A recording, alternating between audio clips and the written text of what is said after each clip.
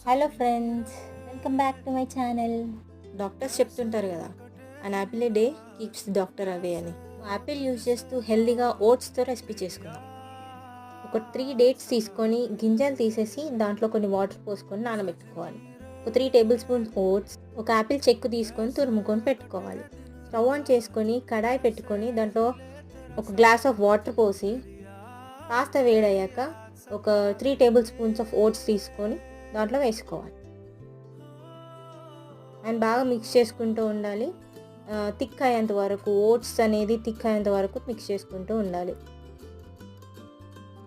Medium ఫ్లేమ్లోనే పెట్టుకోవాలి.